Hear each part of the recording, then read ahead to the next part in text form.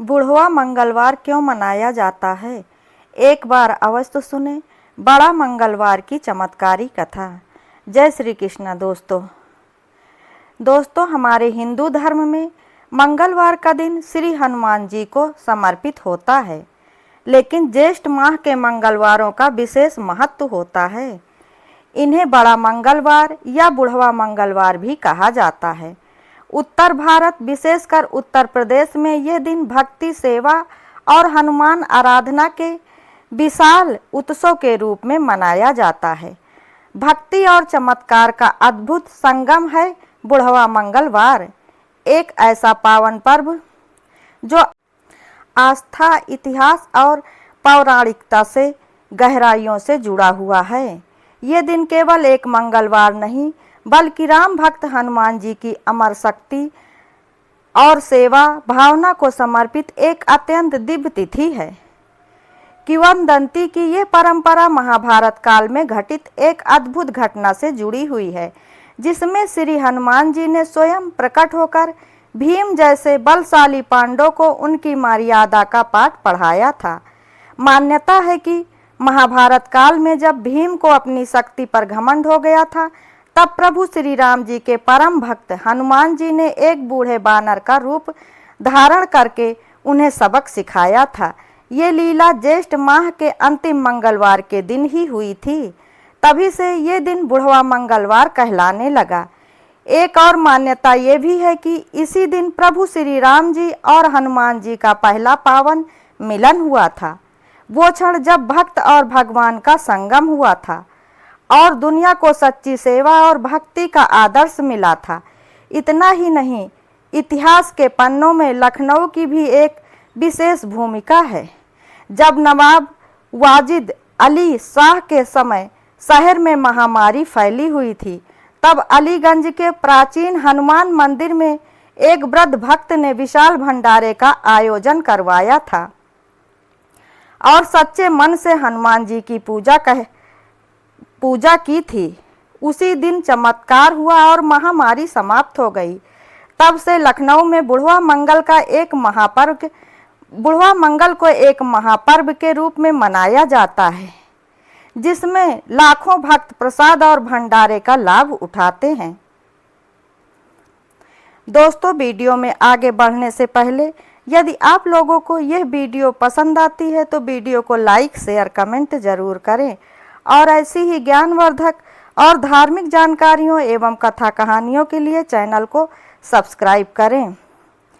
तो आइए जानते हैं उस बुढ़वा मंगल की अद्भुत कथा, जहां जुड़ी है महाभारत की गाथा, राम हनुमान का मिलन और नवाबी लखनऊ की श्रद्धा और सेवा की परंपरा।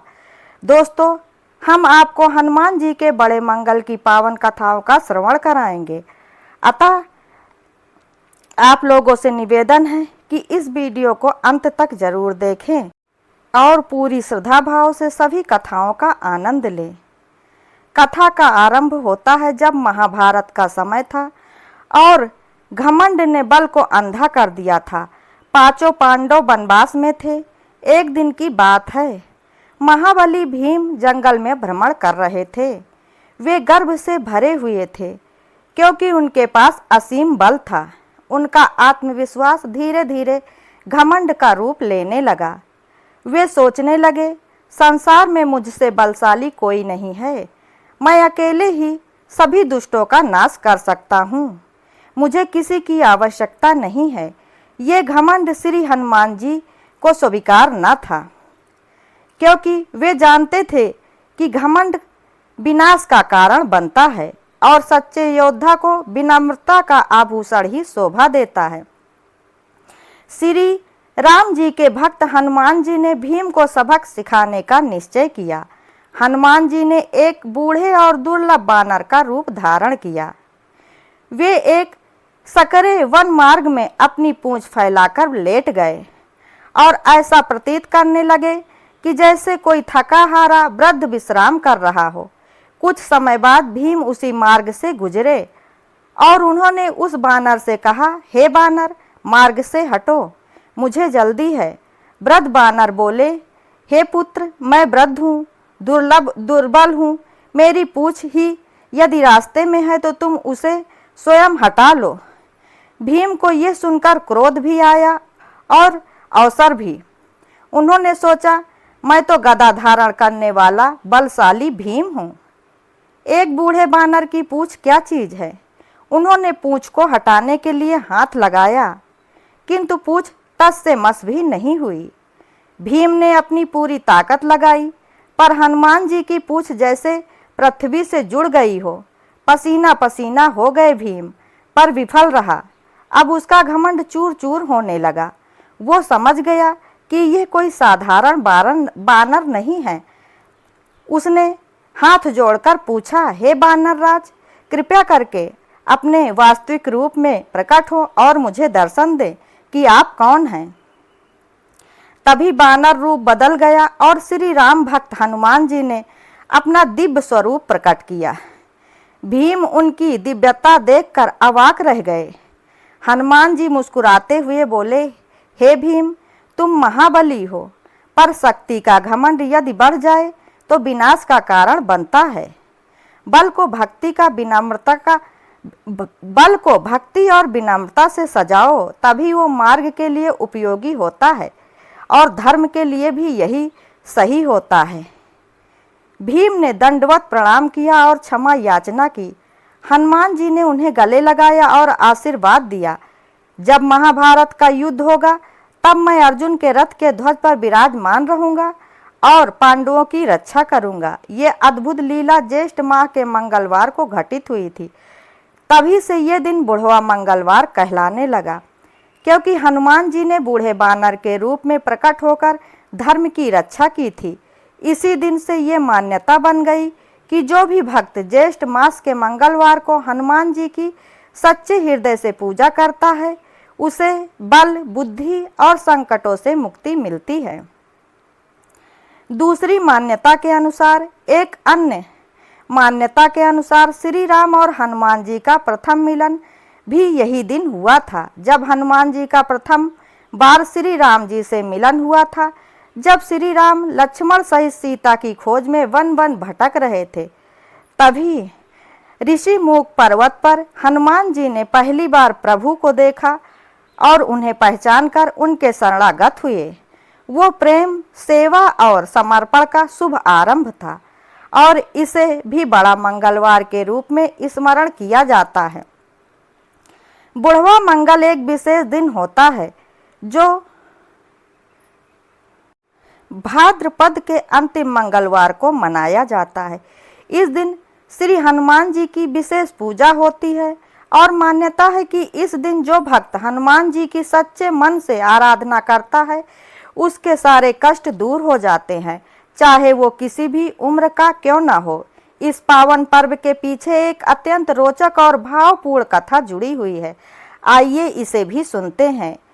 इस दिव्य दिन के पीछे छिपी वो अद्भुत और हृदय स्पर्शी कथा जो हमें भक्ति, विनम्रता और भगवान के प्रति समर्पण का अनमोल संदेश देती है। दोस्तों, प्राचीन काल की बात है, जब भगवान श्री राम जी ने रावण का वध करके माता सीता को लंका से वापस अयोध्या ले जाकर राज तिलक कर लिया था, तब समस्त वानर सेना भी धीरे धीरे अपने अपने स्थानों को लौटने लगी। हनुमान जी तो श्री राम जी में ही समा कर रह गए थे, पर बानर राज बाली का पुत्र अंगद और अन्य बानर अपनी राजधानी लौट गए। हनुमान जी को अब श्री राम जी की सेवा में अस्थायी रूप से रहने का सौभाग्य प्राप्त हो गया था। एक दिन माता सीता ने श्री राम जी से कहा, प्रभु, हनुमान जी ने हमारे लिए कुछ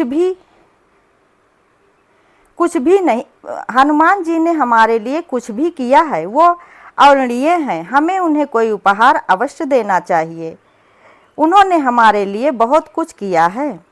तब श्री राम जी मुस्कुराए और बोले, हनुमान जी की भक्ति तो निष्काम है, फिर भी तुम्हारा भाव उत्तम है, तुम कुछ विशेष दो। ये उस समय की बात है जब भगवान श्री राम ने रावण का वध करके माता सीता को लंका से मुक्त कराया था और अयोध्या लौटकर राज्याभिषेक करवाया था। संपूर्ण अयोध्या दीपों से जगमगा रही थी। हर ओर उल्लास और आनंद की वर्षा हो रही थी। श्री राम का वनवास समाप्त हो चुका था और माता सीता जी पुनः रानी के रूप में प्रतिष्ठित हुई थी। जब सब कुछ शांत हो गया था तो वानर सेना धीरे धीरे विदा होने लगी। वानर राज बाली का पुत्र अंगद, नल, नील, जामवंत और अन्य सभी योद्धा अपने अपने नगर लौटने लगे। पर एक थे जो कहीं नहीं गए, हनुमान जी। वो थे हनुमान जी। वे श्री राम जी के चरणों में ऐसे रम गए थे जैसे नदी सागर से मिलकर उसमें विलीन हो जाती है। श्री राम जी के चरण ही उनके लिए अब सब कुछ बन गए थे। एक दिन माता सीता जी ने श्री राम जी से कहा कि हे नाथ, हनुमान जी ने जो कुछ भी हमारे लिए किया है वो तो देवताओं के लिए भी असंभव था। लंका जलाना, संजीवनी लाना, मेरी खोज करना, ये सब किसी साधारण जीव की वश की बात नहीं थी। मुझे लगता है कि हमें भी उन्हें कोई अमूल्य भेंट देनी चाहिए। श्री राम जी मुस्कुराए और बोले, सीते, हनुमान का प्रेम निरपेक्ष है। वो कुछ मांगते नहीं है, पर यदि तुम्हारा भाव शुद्ध है तो तुम उन्हें जो भी दोगी वो हृदय से स्वीकार करेंगे। माता सीता ने एक सुंदर मोतियों की माला बनाई। वो माला न सिर्फ कीमती थी बल्कि उसमें प्रेम, आभार और वात्सल के भाव भरे हुए थे। सीता जी ने बड़े सम्मान के साथ वह माला हनुमान जी को भेंट की। हनुमान जी ने वह माला अपने हाथ में ली, आंखों से लगाई, फिर एक एक मोती को अपने दांत से काटने लगे। सभा में सभी स्तब्ध रह गए। लक्ष्मण जी ने आश्चर्य से पूछा, हनुमान जी, आप ये क्या कर रहे हैं? ये माता सीता की दी हुई माला है, आप इसे क्यों काट रहे हैं? हनुमान जी ने अत्यंत सरल स्वभाव से उत्तर दिया, मैं देख रहा हूं कि इन मोतियों में राम और सीता का नाम है या नहीं। यदि इनमें उनका नाम नहीं है तो ये मेरे किसी काम की नहीं है। ये सुनकर सभा में सभी मौन रह गए। सभा में एक मौन छा गया। सभी की आंखों में श्रद्धा के आंसू आ गए। तभी किसी ने पूछा, तो हनुमान जी, आपके भीतर राम और सीता का नाम है क्या? हनुमान जी ने मुस्कुराकर अपना सीना चीर दिया। और फिर क्या था? इतना सुंदर दृश्य था वह। उनके हृदय में, रुधिर में, एक रोम में केवल राम और सीता ही बसते थे। राम का नाम तो उनकी आत्मा की नाड़ी बन चुका था। सभा में भक्ति की बाढ़ आ गई। वहां उपस्थित सभी लोग स्तब्ध रह गए। हनुमान जी की भक्ति केवल सेवा या शक्ति का प्रदर्शन नहीं थी, वो आत्मा का समर्पण थी। मान्यता है कि यह दिन, जब यह प्रसंग घटित हुआ था, भाद्रपद मास का अंतिम मंगलवार था। तभी से ये दिन बुढ़वा मंगलवार के नाम से प्रसिद्ध हो गया। इसका अर्थ सिर्फ बूढ़ों का मंगल नहीं, बल्कि ये संदेश है कि भक्ति कभी वृद्ध या युवा नहीं होती है। कहते हैं कि लखनऊ में नवाब वाजिद अली शाह के समय एक विकराल महामारी फैली हुई थी। हर ओर मृत्यु का भय व्याप्त था। तब एक वृद्ध भक्त ने हनुमान जी की विशेष पूजा करके एक विशाल भंडारा करवाया और सच्चे मन से प्रार्थना की। फिर चमत्कार हुआ, महामारी थम गई। उस दिन भी मंगलवार था और तभी से लखनऊ में इसे बुढ़वा मंगलवार के रूप में बड़े धूमधाम से मनाया जाने लगा। बुढ़वा मंगल केवल एक व्रत या परंपरा नहीं है, ये हमें सिखाता है कि भक्ति उम्र की मोहताज नहीं होती है। सच्चा भक्त अपने स्वामी के बिना किसी दिखावे के समर्पण को अपने स्वामी के बिना किसी दिखावे के समर्पण करता है। प्रभु का नाम ही सर्वोच्च आभूषण होता है। यदि हम भी हनुमान जी की तरह निष्काम भाव से प्रभु की भक्ति करें तो हमारे जीवन की सारी कठिनाइयां मिट सकती हैं। इस बुढ़वा मंगल पर एक प्रण लें, मैं भी हर मंगलवार को हनुमान चालीसा पढ़ूंगा, प्रभु का नाम जपूंगा और बिना किसी अहंकार के असहाय और गरीबों की मदद करूँगा। जय श्री राम, जय बजरंग बली। बुढ़वा मंगल की मंगलमय शुभकामनाएं। अब कथा आती है बुढ़वा मंगल की और श्री राम जी से पृथ्वी से प्रस्थान के बहुत वर्षों बाद कलयुग का समय आया। सभी देवी देवता अपने लोकों में चले गए, परंतु हनुमान जी अमर थे, चिरंजीवी थे, पृथ्वी पर भक्तों की रक्षा के लिए विचरण करते रहते थे। एक बार की बात है, काशी नगरी में एक बूढ़ा ब्राह्मण हनुमान जी का परम भक्त था। उसकी उम्र 90 वर्ष के करीब थी। उसके कोई संतान नहीं थी और वह अत्यंत निर्धन भी था, लेकिन उसका विश्वास था कि जब तक प्राण है तब तक राम नाम और हनुमान जी का स्मरण करना वो नहीं छोड़ेगा। वो हर मंगलवार को गंगा स्नान करता, हनुमान मंदिर में जाकर दीप प्रज्वलित करता और प्रसाद चढ़ाता। उसकी भक्ति देखकर लोग उसे बुढ़वा हनुमानिया कहने लगे। एक दिन मंगलवार को जब वह मंदिर जा रहा था तो अचानक वो मार्ग में गिर पड़ा। लोगों ने सोचा अब इसका अंतिम समय आ गया है, पर तभी चमत्कार हुआ। एक वृद्ध पर अत्यंत तेजस्वी पुरुष वहां आए।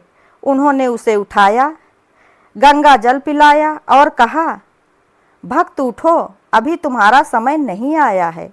बूढ़ा ब्राह्मण उठकर बैठा और हैरानी से उन्हें देखने लगा।